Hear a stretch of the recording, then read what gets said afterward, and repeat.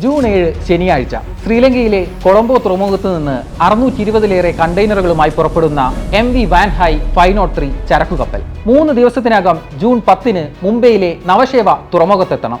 എന്നാൽ ആ ലക്ഷ്യത്തിലെത്താൻ captain ചുങ്ജൂഹിനും സംഘത്തിനുമായില്ല. June 9-ന് രാവിലെ 9:30-യോടെ പെട്ടെന്നൊരു പൊട്ടിത്തെറി. പിന്നാലെ കപ്പലിന്റെ മധ്യഭാഗത്തെ കണ്ടെയ്നറുകളിലേക്ക് തീ പടരുന്നു. ചിലർക്ക് പൊള്ളലേറ്റു.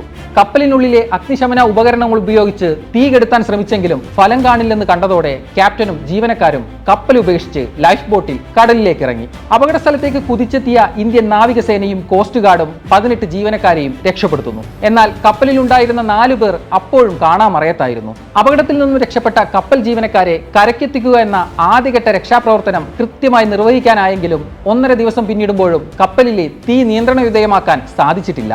ഒരു പകലും രാത്രിയും മുഴുവൻ നിന്നു കത്തിയ കപ്പൽ ചൊവ്വാഴ്ച രാവിലെയോടെ 15 ഡിഗ്രിയോളം ചെരിയുകയും ചെയ്തു. ഇതോടെ പൂർണ്ണമായും തീയണച്ച് കപ്പൽ വീണ്ടെടുക്കും മുമ്പേ കപ്പൽ ഒന്നാകെ കടലാഴങ്ങളിലേക്ക് മുങ്ങുമോ എന്ന ആശങ്കയും ബലപ്പെട്ടു.